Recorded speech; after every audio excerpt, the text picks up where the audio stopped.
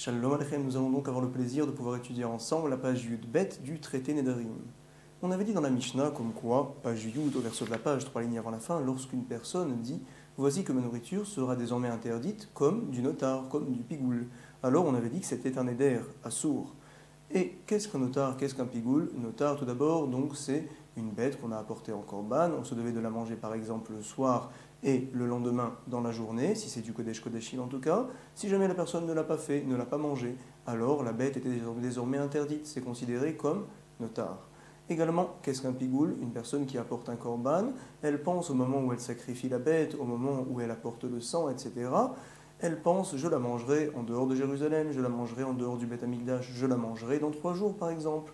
Alors le simple fait que la personne a eu cette pensée, ça fait que la bête est désormais interdite, c'est considéré comme pigoul.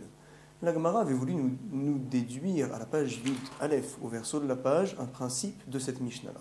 C'était quoi? Nous avait demandé Ramé Bar Chama, lorsqu'une personne dit, voici que je compare ma bête par exemple, une viande qu'il a devant lui, à une autre bête qui est à côté de lui, et cette bête-là est par exemple Zifré, Korban Shelamim, donc un Korban Shelamim, Kodashim Kalim, après que l'on ait jeté le sang sur les karnot à misbéar, sur les coins, sur les cornes du misbéar de l'autel. Alors, est-ce que ça devrait être interdit ou pas? Quel est donc le safek? On sait qu'un korban shlamim est donc interdit, bien sûr, on n'a pas le droit de pouvoir le manger, et par la suite, lorsqu'on jettera le sang sur les coins, sur les cornes du misbéar, alors le propriétaire même pourra manger cette bête-là. Donc la bête est au départ interdite et par la suite permise. Quel sera le din si quelqu'un a devant lui une viande par exemple, ou bien une nourriture, et qu'il a également aussi devant lui un korban shlamim, après que l'on ait jeté le sang, qui est également mangeable, on peut le manger sans problème, et il dit zé kazé. Cette chose-là sera comme l'autre chose, c'est un éder, c'est un vœu. Est-ce que l'on dira finalement qu'il a voulu comparer la nourriture qu'il a devant lui au korban shlamim avant qu'on jette le sang sur le misbéar, et donc forcément il vient interdire la viande qu'il a devant lui, la nourriture qu'il a devant lui, ou bien peut-être que non. On dira, tu sais, puisque le korban shlamim qu'il a devant lui, on a jeté le sang au départ, alors finalement, elle est mangeable, il est mangeable ce korban-là. Lorsqu'il compare telle nourriture au korban, alors cette nourriture-là également sera donc mangeable. Le safek que l'on a dans les mots de la Gemara est comme ça. Mai beikaro kamatpis o beetera kamatpis. Une chose donc qui était au départ interdite et par la suite permise, est-ce qu'on dira que lorsqu'il compare quelque chose de la nourriture à cette chose-là, ça sera donc permis comme cette nourriture-là du reste l'est maintenant, ou bien peut-être ça sera interdit comme cette nourriture-là l'était au départ. Beikaro kamatpi, c'est la traduction comme au départ, on va dire, l'essentiel, comme la chose était au départ. Kamatpis, il compare. Ou bien peut-être beitera kamatpis, il vient donc dire que c'est permis de la même manière que ce korban shlamim-là, cette offrande-là shlamim, est désormais permise. La Gemara a voulu nous rapporter une preuve de la Mishnah, du fait que dans la Mishnah, il est enseigné notar pigoul, c'est interdit. Lorsque je compare une pomme que j'ai devant moi à un notar, à un pigoul, alors le vœu, le neder est bon.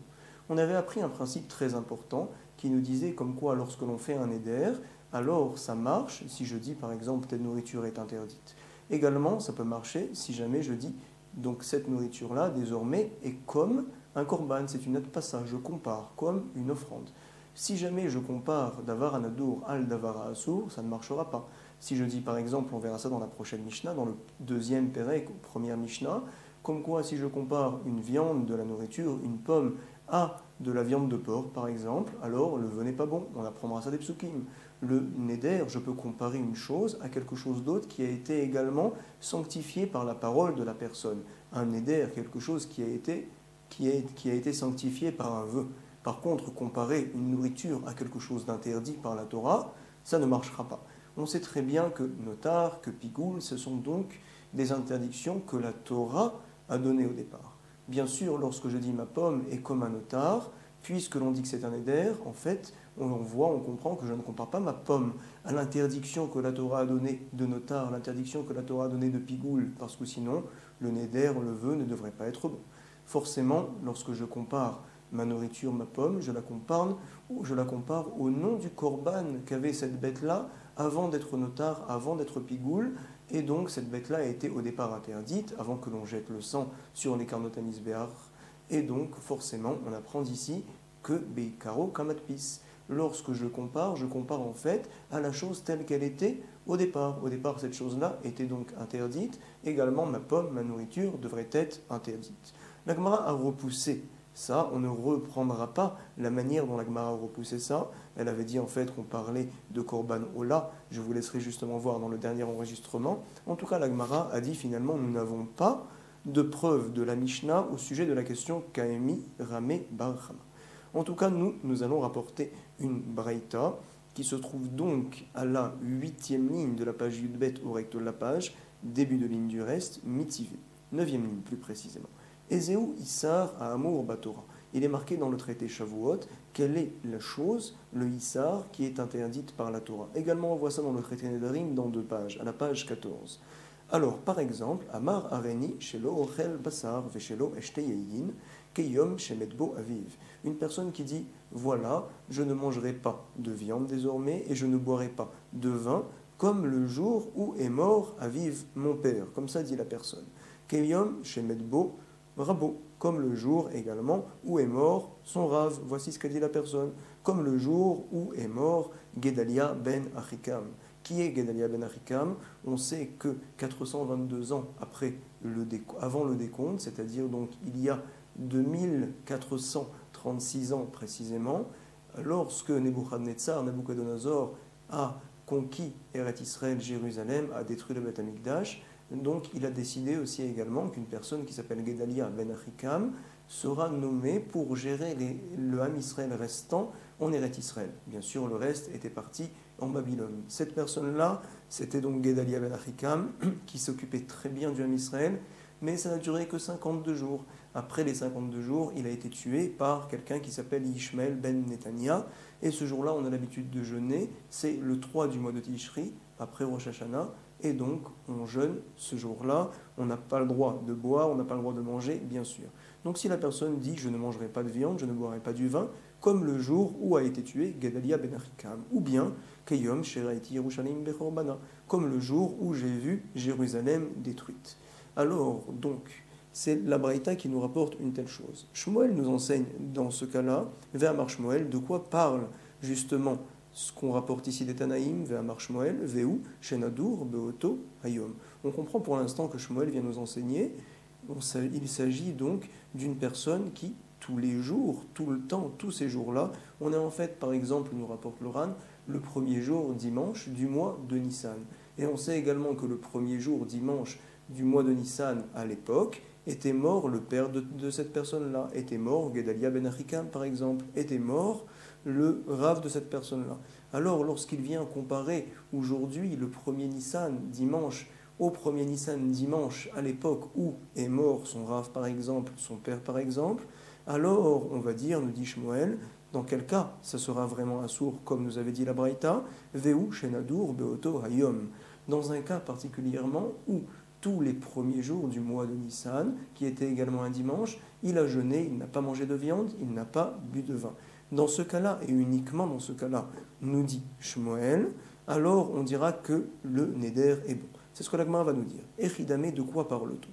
Nous sommes donc à la 14e ligne de la page Yudbet, au recto de la page. Nous dit l'Agmara, après avoir vu les paroles de Shmuel, Echidame, de quel cas parle-t-on? Là, n'est-ce pas que Kegon Dekae, Bechad Beshaba, des mit be'avua. On se trouve donc le premier jour, dimanche de la semaine, de Shabbat entre guillemets, et donc c'est le jour où était mort son père, le premier jour du mois de Nissan, précise le Ran par exemple. Ve'af algav, et bien que deika tuva chad be'shabbat deitera vektane asur. Nous comprenons pour l'instant, la Gemara nous dit, on comprend les paroles de Shmuel, comme quoi bien que finalement, c'est vrai, il y a 10 ans, ce jour-là, il n'avait pas mangé de viande, bien sûr, il n'avait pas bu de vin, c'était le premier jour du mois de Nissan, un dimanche, mais par la suite, pendant les 10 ans après, tous les premiers jours du mois de Nissan, il a oui mangé de la viande, il a oui bu du vin. Et donc, tu vois, dans ce néder-là, Vektane, Assour, comme quoi le néder est oui considéré comme un néder. Donc d'ici, nous allons pouvoir répondre à la question que nous avait émise Ramé Bachama à la page Yudalef, au verso de la page, aux 2 points. À savoir, lorsqu'une chose était interdite au départ, et par la suite elle était permise, et que je compare maintenant. Voici qu'aujourd'hui, donc, je ne boirai pas du vin, je ne mangerai pas de viande, comme le jour où son rave est mort, par exemple. Voici ce qu'il a dit. Alors, on dira, est-ce qu'au départ, finalement, il n'avait pas le droit de boire du vin, il n'avait pas le droit de manger de la viande, il était interdit à ce moment-là, donc également aujourd'hui, ou bien peut-être que non, puisque pendant 10 ans, le premier jour du mois de Nissan, qui était un dimanche, il mangeait, oui, de la viande, il buvait, oui, du vin, donc on va dire, il a comparé ça à quelque chose de permis, en fait. On apprend d'ici qu'on compare à ce que c'était dès le départ. Au départ, c'était interdit. Également ici, le vœu, le néder, est un bon néder, la chose sera désormais interdite. Shma Amina, nous dit la Gemara, apprend d'ici. Beikar ou matpis. Beikar sur le ikaron, sur le principe, sur l'interdiction de base, ou matpis, il compare. Nous dit la Gemara, nous n'avons pas de preuve, encore une fois. Pourquoi Shmuel vient nous enseigner justement l'inverse. Comme ça, nous devons comprendre les paroles de Shmuel.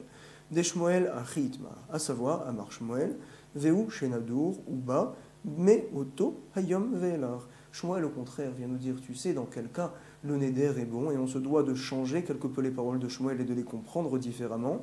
Dans quel cas le vœu est bon? Dans un cas uniquement où la personne n'a pas bu de vin, n'a pas mangé de viande, tous les dimanches qui étaient premiers Nissan, depuis la mort de son père, depuis la mort de son Rav, depuis la mort de Gedalia ben Achikam. Donc dans ce cas-là, et uniquement dans ce cas-là, nous allons dire comme quoi le vœu est oui bon. C'était un jour qui était pour lui toujours interdit, où il ne buvait jamais de vin, où il ne mangeait jamais de viande. Comme ça, nous allons relire dans la Gemara. Achi Itmar Amar Shmuel. Veu Shenadur, Uba Meotoyom. C'était donc, en fait, il avait l'habitude, cette personne-là, de jeûner depuis ce jour-là, d'être dans son éder, d'être interdit à cette chose-là depuis ce jour-là. Et maintenant, lorsqu'il vient dire « je m'interdis désormais », alors bien sûr, il compare ça à des jours qui, au départ, étaient également interdits, où il avait l'habitude de ne pas boire du vin, de ne pas manger de viande. Amar Ravina. Tashma, nous allons maintenant essayer de rapporter une autre preuve. Il est marqué à la page Yud Gimel, dans la prochaine Mishnah que l'on verra dans le deuxième Perek, Kechalat Aharon veketerumato mutar. Tout d'abord, on se doit de donner certains points très importants. La Torah nous a enseigné, comme quoi, Reshit Harisotechem, on se doit de prélever la challah lorsqu'on prépare le pain. On sait que les dames du reste préparent le pain pour Shabbat en règle générale, et elles prélèvent la trouma, elle prélève la challah, c'est une mitzvah minatora du reste. On se doit de le prélever selon certains à partir de 1,6 kg, selon d'autres à partir de 2,150 kg, 200. Et donc, Behemet, c'est une mitzvah minatora très importante, c'est la challah.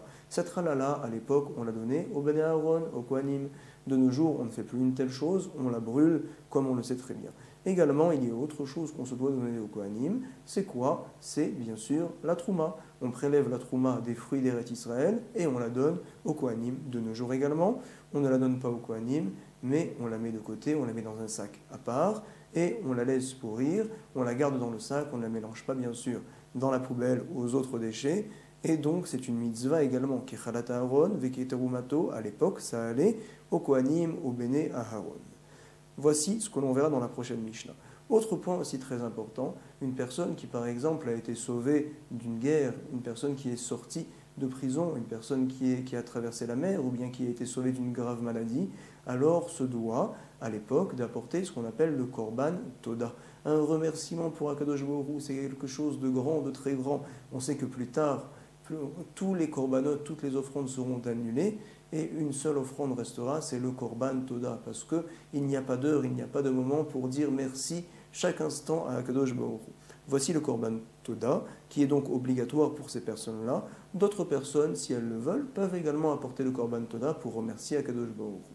Lorsqu'on apporte le Korban Toda, cette offrande-là sera donc sacrifiée par les Kohanim et donc également mangée par les Baalim, par les propriétaires de la bête, pour qu'ils montrent, voici Akadosh Baruch Hu, même lorsque je mange, même lorsque je me remplis, on ne dit pas Vaishman Yeshurun Vaivrat, que je te repousse Akadosh Baruch Hu. Au contraire, je suis maintenant encore proche de toi, je suis maintenant Akadosh Baruch Hu, avec toi complètement. C'est la raison pour laquelle, du reste, nous dit le Ben Ishraï, on se retrouve à Mincha de Shabbat et on dit tous ensemble Va'ani tefilati lecha Hashem Aed Ratson. C'est un moment maintenant de volonté, alors que c'est Mincha de Shabbat. Akadosh Baruch Hu, Aneni be'emet yishecha, réponds, je t'en prie, à ma demande, Akadosh Baruch Hu. Pourquoi une telle chose? Pourquoi Aed Ratson, nous dit le Ben Ishraï? En général, les gens, lorsqu'ils mangent, lorsqu'ils boivent, alors ils oublient le Créateur, ils oublient Akadosh Baruch Hu. Et nous, on n'est pas comme ça, on a mangé vendredi soir, on a bien mangé aussi également samedi midi, et encore, on arrive maintenant Mintra pour venir prier devant toi, Kadosh Baruch Hu, on ne t'oublie pas. C'est donc Arshav et Dratson, un grand moment. En tout cas, petite parenthèse, nous allons revenir à notre sujet, le Korban Toda, c'est donc pour remercier Akadosh Baruch Hu. Les Béalim mangeront ce Korban-là, ils mangeront également certains pains. On va expliquer. C'est-à-dire que lorsqu'on apporte le Korban Toda, on se doit d'apporter également 40 chalot. 10 fois, on a donc 10 pains de 4 sortes. On va vous dire précisément les 4 sortes. Tout d'abord, il y a donc 10 pains qui sont, en fait c'est de la farine qui est mélangée avec de l'eau bouillante, et par la suite on la fait cuire au four, il n'y a pas de levure, ça ne lève pas. Il y a donc également 10 pains qui sont mélangés avec de l'huile cette fois et qui sont mis au four tel quel.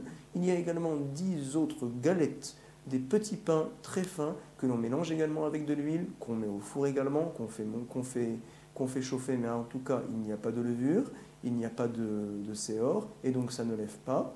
Il y a encore également 10 autres pains qu'on appelle le chametz, c'est des vrais pains où on met du séor, où on met de la levure. Ces 40 pains, lorsqu'on apporte le Korban Toda, on se doit bien sûr de les amener justement au Beth Amikdash, 4 fois 10 pains différents, et donc au moment où on apportera le Korban Toda, au moment où on fera la Zrikat Damim, où on jettera le sang sur les carnotes à Misbéar, sur les coins, sur les cornes du Misbéar de l'autel, alors également on doit savoir que ces pains-là, on se devra de les manger. Mais attention, il faudra prélever un dixième de ces pains-là et le donner au Kohen, c'est-à-dire un pain de chaque sorte. Il y aura donc 4 pains pour les Kohanim et 36 pains pour les propriétaires qui mangeront ces pains-là, justement, par exemple, lorsqu'ils mangeront le korban, lorsqu'ils mangeront l'offrande.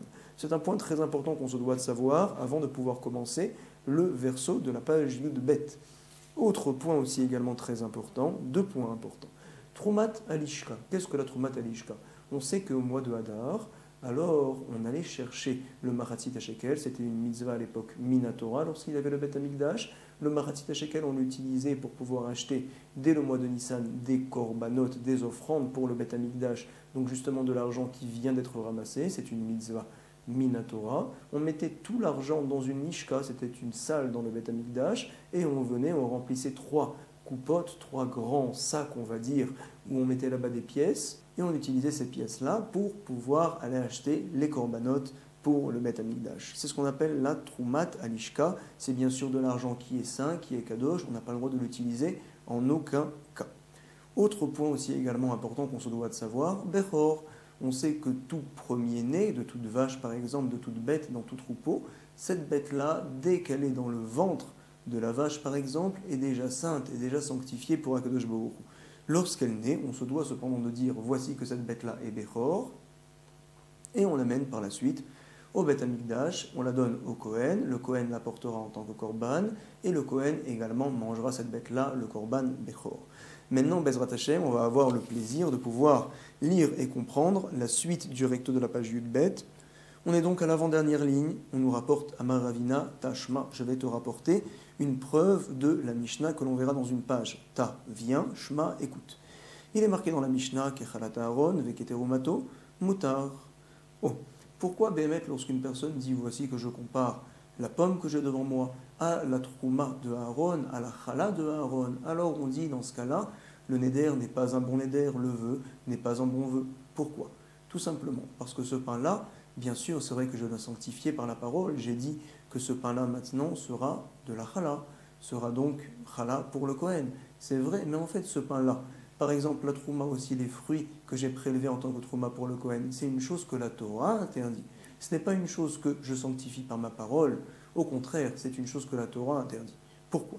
Nous explique le Ran, en fait on doit savoir que dès le départ, tous les fruits étaient interdits, c'était du tevel. Lorsque je prélève un dixième pour donner au Kohen, cette chose-là, ce dixième-là qui s'appelle Trouma, continue à rester interdit. C'est encore donc un issour de la Torah sur ça. Simplement, c'est venu me permettre ce qui me reste, on va dire les 90% de la nourriture que j'avais entre les mains à l'époque. Et donc, Behemet, c'est ce qu'on appelle d'avar à assour.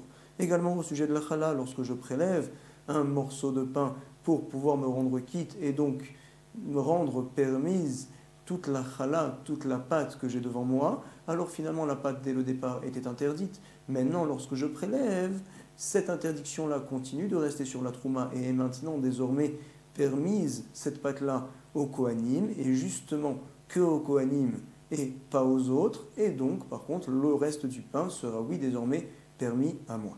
En tout cas c'est une chose, chala, trouma, qui est donc interdite par la Torah et non pas, on va dire, sanctifiée par la parole. C'est vrai que je l'appelle trouma, c'est vrai que je l'appelle chala, mais la Torah a décidé que cette chose-là serait interdite, et donc l'interdiction qu'il y avait au départ sur la pâte, au départ sur les fruits, continue à rester lorsque je prélève la trouma par la suite. Simplement, le reste sera désormais permis pour moi. C'est la raison pour laquelle la Mishnah, à la page Yud Gimel, nous dira clairement comme quoi Chalat Aaron et Trouma, lorsque je compare ma pomme à la Chalat de Aaron, à la Trouma, alors ma pomme sera moutar, sera permise, il n'y a pas de vœu. Et donc nous déduisons. Pourquoi est-il marqué dans la Mishnah Ketroumato, comme sa Trouma? Apparemment, pour me montrer, tu sais, il y a une autre Trouma pour laquelle on dira que le vœu est oui un bon vœu, le neder est bon. Ah, ketroumat lach metoda, assour. Lorsque je dis, par exemple, j'ai une pomme devant moi, je dis que cette pomme-là sera comme la trouma des lach metoda, des pains que l'on apporte avec le korban toda, on prélève bien sûr la trouma, les 4 pains, alors on dira dans ce cas-là, comme quoi le neder est oui un bon neder. Alors on va donc essayer, nous dit la Gemara, de réfléchir à ce point-là. Veha, troumat lach metoda. C'est-à-dire, qu'est-ce que l'on fait en règle générale? On apporte le korban toda, le korban justement l'offrande, et donc on lui fait la shrita. Également, on fait les versements de sang sur les karnot amisbéar, sur les coins, sur les cornes de l'autel, et par la suite, donc, on fait cuire le pain, les 40 ralot, et on prélève à ce moment-là la trouma. Donc finalement, lorsque l'on regarde cette trouma-là, on doit savoir qu'au départ, avant qu'on ait fait la shrita de la bête, on n'a pas le droit de manger ce pain-là. Il est au départ interdit. Par la suite, lorsqu'on a fait la shrita et qu'on a versé le sang sur les karnot amisbéar, le pain, ce pain-là, devient désormais permis. Entre parenthèses, après, par la suite, on prélèvera la trouma. Mais la trouma, ce n'est pas grave, parce que c'est une chose que la Torah a interdite. Donc finalement, c'était une chose qui, au départ, était interdite, et par la suite est permise. Et donc, lorsque je compare ma pomme au troumat lachmetoda, finalement, on nous dit, tu sais, dans ce cas-là, le neder sera bon, c'est ce qu'on déduit de la Mishnah. On voit, on apprend d'ici que Beikaru kamatpis, lorsque je compare ma pomme au lachmetoda, je la compare donc à la chose au départ, c'est-à-dire que ce pain-là était au départ interdit, et donc je ne le compare pas au fait que ce pain-là est maintenant permis. C'est ce que nous dit la Gemara. Vea trumat lachmetoda, leachar zrikat damimu. Nous dit la Gemara, ema ke trumat alishka. Non, tu n'as pas de preuve de la Mishnah. Pourquoi? Lorsque la Mishnah nous dit que chalat Aaron veketerumato, du fait qu'il est marqué terumato, ça vient exclure autre chose. Ça vient exclure non pas trumat lachmetoda, ça vient exclure la trumat alishka. Comme on avait parlé, donc c'était l'argent que l'on met dans une salle, la lishka, pour pouvoir acheter le Beth Amikdash, et on nous dit, tu sais, lorsque tu compares ta pomme, par exemple, à la Troumat Alishka, à l'argent qui est justement dans la Lishka, alors puisque cet argent-là a été sanctifié par la parole, on dira également que désormais ta pomme sera interdite. C'est ce que nous dit la Gemara, on n'a pas de preuve d'ici. Va nous dire la Gemara aval. Donc finalement, qu'est-ce que tu veux me dire? Que dans la Mishnah, on vient juste exclure le cas de Troumat Alishka, que dans ce cas-là, le Neder sera bon. Et tu veux me dire comme quoi, par contre, Troumat lachmetoda, dans ce cas-là, le Neder n'existera pas également. Ça sera comme la Trouma, comme la Chala du reste. C'est ce que va nous dire la Gemara à la deuxième ligne, fin de ligne, à la page Yudbet, au verso de la page. Aval Troumat lachmetoda, maï, mutar, litne lachmetoda, vekol sheken terumato, nous dit la Gemara. Finalement, dans la Mishnah, on aurait dû m'enseigner quelque chose qui est un grand chidouche, une grande nouveauté. Non seulement la trouma, non seulement la chala, mais on aurait dû m'enseigner surtout la troumat lachmetoda. C'est un grand chidouche, parce que finalement, la troumat lachmetoda, c'est une chose au départ qui a été sanctifiée par la parole. Et donc, Béhémet, on aurait dû me dire, tu sais, bien que c'était sanctifié, mais quand même, ça sera permis, parce que finalement, la troumat lachmetoda, par la suite, est permise une fois qu'on a apporté l'offrande, le korban toda, et donc on a jeté le sang sur les karnot amisbéar, les troumat lachmetoda sont désormais permis. Alors donc, va nous dire la Gemara, on aurait dû nous enseigner une telle chose. Nous allons relire ça dans les mots. Nous sommes donc à la deuxième ligne, fin de ligne. Aval troumat lachmetoda mai mutar, tu vas me dire que c'est permis. Litne, on aurait dû enseigner dans la Mishnah. un grand ridouche, à savoir l'achme toda vekol sheken terumato. Si on m'avait dit déjà que les l'achme toda, alors le neder n'est pas bon, j'aurais dit à plus forte raison la trouma du Kohen, que le neder n'est pas bon parce que la trouma c'est sûr, c'est une chose que la Torah a vraiment interdite.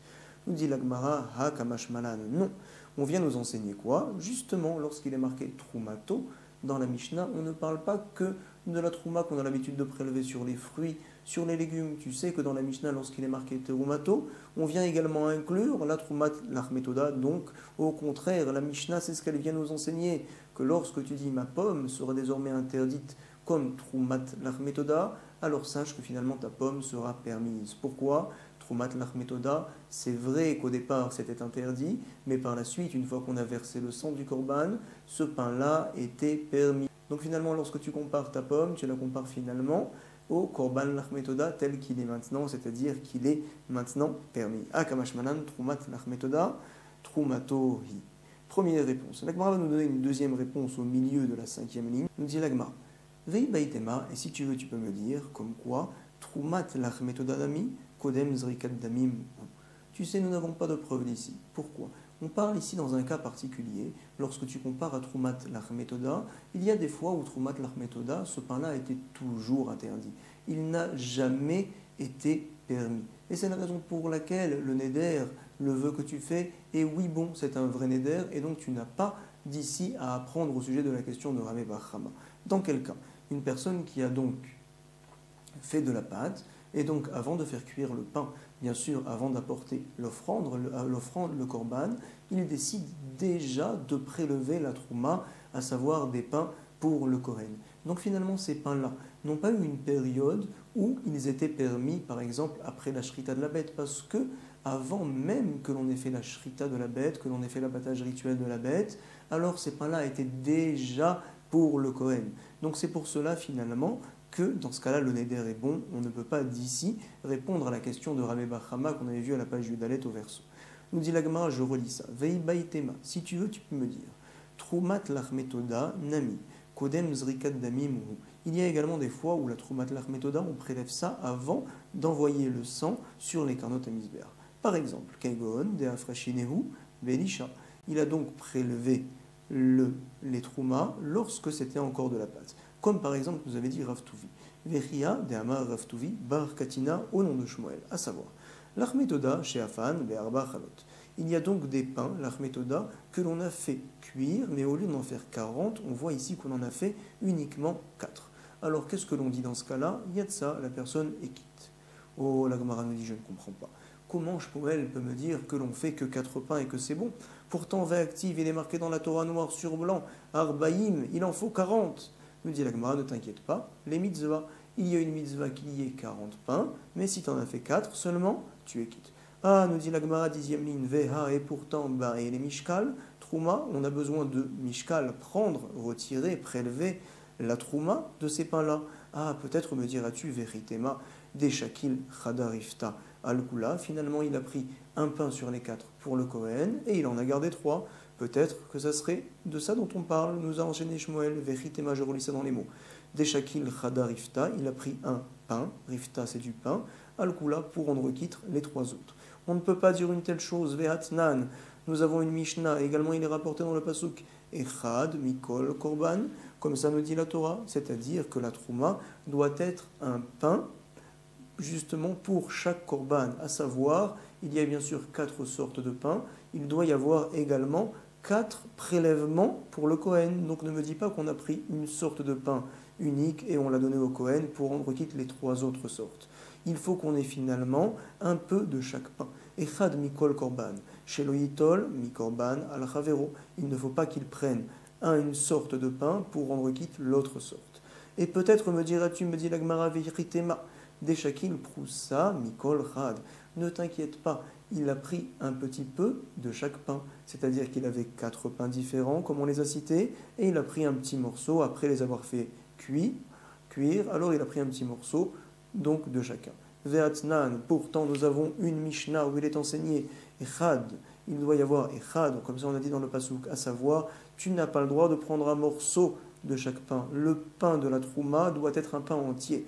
Echad, sheloitol proussa, il ne faut pas que tu prennes un morceau. Donc forcément, comment on se doit de comprendre les paroles de Shmuel est là. Donc, De'afrashineu be lisha de shakil chada michametz vechad min chalot vechada min rekikim vechada min rebucha. On parle finalement que lorsqu'il avait la pâte devant lui, à ce moment-là, avant d'avoir fait cuire les 4 styles de pain, on va dire, il a prélevé à ce moment-là la trouma, et donc il avait devant lui finalement 4 pains pour les kohanim et 4 pains pour lui. C'est ce qu'on nous dit tout de suite ici. Et là, De'afrashineu, il a prélevé Belisha lorsque c'était encore de la pâte. À savoir, des shakil, il a pris Chada min chametz, un pain de chametz, c'est le pain qui a levé, Vechada min chalot, et un pain des chalot qu'on a fait cuire, on avait dit avec de l'huile et il n'y a pas de levure, ça n'a pas levé, Vechada, et donc il a pris un morceau de la pâte min rekikim, des petites galettes qui sont cuites, on avait dit avec de l'huile mais sans levure, Vechada et un morceau donc de la pâte avant d'avoir fait cuire, min rebucha, rebucha c'est donc des pains que l'on fait cuire avec beaucoup d'huile. Nous dit la Gemara les maketanaï. Tu sais finalement nous allons te dire que la question qu'avait Ramé bar Chama, c'est du reste une marloquette Tanaïm il y a plusieurs dizaines d'années. À savoir, il est marqué dans le traité Nazir, Are alay kebechor. Voici, je compare donc par exemple la pomme que j'ai devant moi au Bechor. Un Bechor, c'est une bête bien sûr, on avait dit, qui est premier-né. On se doit de la porter en korban, en offrande au Beth Amikdash. Donc, Rabbi Yaakov, Oser, il nous dit c'est interdit, ma pomme désormais sera interdite. Je l'ai comparé à une chose qui est interdite. Rabbi Yehuda, regardez, nous dit non, c'est permis, matir. Nous dit l'agma, Echi Dame. Dans quel cas parle-t-on? Inema, si tu veux me dire, Lifne Zrikat Damim, finalement, en fait, on parle de quelqu'un qui a comparé sa pomme au Bechor avant d'avoir jeté le sang. C'était donc un Bechor, une bête qui a été sacrifiée. On ne l'a toujours pas rendue permise, finalement, au Kohanim, parce qu'on n'avait pas jeté le sang. Maïta Mademan Deshare, quelle est la raison pour laquelle quelle est la raison pour laquelle Rabbi Yehuda nous dirait que ma pomme sera permise? Finalement, j'ai comparé ma pomme à quelque chose qui est assourd et quelque chose qui a été sanctifié apparemment par la parole. Veil le'achar zrikat damim, nous dit la Gemara. Peut-être me diras-tu qu'on parle dans un cas où on a un béchor devant nous, où on a jeté le sang de ce béchor-là sur les karnot hamizbeach. Alors dans ce cas-là, tu sais, puisque le béchor est permis du reste, alors la pomme également devrait être permise. On ne comprend pas celui qui dit que c'est interdit, à savoir Rabbi Yaakov, Maïta Ama Demandiasa. Et là, donc, mais finalement nous allons dire qu'on parle dans un cas particulier. Lave, n'est-ce pas que des machit basar bechor, nous dit la Gemara donc, finalement tu sais quoi, je vais te dire, voici la marloquette entre Rabbi Yehuda et Rabbi Yaakov. Et la lave, n'est-ce pas qu'il avait 2 viandes posées devant lui? Tout d'abord le korban bechor qui était à côté de lui. Et également, il avait une autre bête, cette fois une bête dont on a fait la shrita, qui était tout à fait mangeable, et il a dit, tu sais, cette bête-là sera comme cette bête-là. Alors, donc, finalement, est-ce que je vais dire, puisque le bechor que l'on a devant les yeux, on a fait finalement la zrikat damim, le sang a déjà été déversé sur les karnot hamizbeach, donc la bête est permise au kohanim, finalement. Ou bien peut-être que non, le bechor, tu sais, au départ, était interdit. Alors, c'est pour cela également que la pomme devrait être interdite. Puisque l'on voit qu'on a une marloquette, Rabbi Yaakov et Rabbi Yehuda, forcément on peut apprendre d'ici que la question de Ramé bar Chama est justement sujet de marloquette déjà entre Tanaïm auparavant. À savoir, une chose qui était auparavant interdite, comme ici par exemple le Bechor, par la suite est devenue permise, et lorsque je viens et je compare par exemple ma pomme à cette chose-là, est-ce que je dis finalement je la compare à ce qu'elle est maintenant, la viande maintenant est permise, ou bien je vais dire non, cette pomme-là, cette viande-là que j'ai devant moi, est comparée au Bechor tel qu'il était au départ, il était sanctifié, il était au départ interdit, Beikaro Kamatpis, ça serait apparemment une marloquette Tanaïm, nous dit la Gemara Betanaïhi. Oh, parfait. Avant que l'on voit ce que la Gemara va dire, elle va repousser, on verra ça Bezrat Hashem du reste à la page Yud Gimel dans le prochain enregistrement. On se doit tout d'abord de faire un sikoum de ce que l'on a vu. On a donc la question de Ramé bar Chama, une personne qui compare sans préciser, par exemple, sa pomme à autre chose qui était auparavant interdit et par la suite permis. Alors, on ne sait pas finalement est-ce qu'il compare sa pomme à la chose qui est maintenant permise, ou bien donc à ce qu'elle était interdite auparavant, et finalement ça serait donc interdit. On a voulu dans la Gemara rapporter plusieurs preuves, notamment la preuve de la Mishnah, que l'on verra par la suite à la page Yud Gimel, où il est marqué Notar et Pigoul. On avait dit qu'on n'avait pas de preuve de là-bas. Nous avions par la suite rapporté des Braïtot, des Mishnayot, notamment dans la Maseret Shavuot, et on a dit qu'on n'a aucune preuve de cela. Également, lorsqu'on avait parlé de Trumat Lachmetoda, alors on doit savoir que Trumat Lachmetoda, il y a des fois où cette Trouma-là est toujours interdite, et donc ça serait, selon tout le monde, la raison pour laquelle, quand je dis voici que ma pomme est comme la Trumat Lachmetoda, en tout cas des pains que l'on n'a pas fait encore cuire et dont on a déjà prélevé justement la trouma pour les Kohanim, c'est sûr que ma pomme sera désormais interdite, mais en tout cas, on n'a d'ici aucune preuve de ce que nous a demandé Ramé Bachama. La Gemara, jusqu'à présent, a voulu nous dire, tu sais, ça serait du reste une marloquette entre deux Tanaïm auparavant, Rabbi Yaakov et Rabbi Yehuda, à savoir, lorsque je compare par exemple ma pomme au Bechor, à un Bechor, le Bechor était au départ interdit, je l'ai sanctifié, par la suite le Bechor, je l'ai apporté en tant que korban et j'ai jeté le sang, déversé le sang sur les coins, sur les cornes de l'autel, du Misbéach. Le Bechor est désormais permis. Et la Gemara voudrait dire, tu sais, Rabbi Yaakov te dira que ton éder est un bon éder, ta pomme est désormais interdite, parce que tu l'as comparé au Bechor tel qu'il était au départ. Et sur ce, va nous dire Rabbi Yehuda, non. Maintenant, la viande, le Bechor est permis, alors également la pomme que tu as comparée au Bechor, bien sûr, sera désormais permise. Mais Hashem, je vous permets, on se permettra de pouvoir réviser, reprendre la page Yud-Bet pour que tout soit bien clair. Be'ezrat Hashem, Toda Rabba, Chazaku Baruch, Be'atzlacha, Rabba, Kol Tov. Shalom, shalom.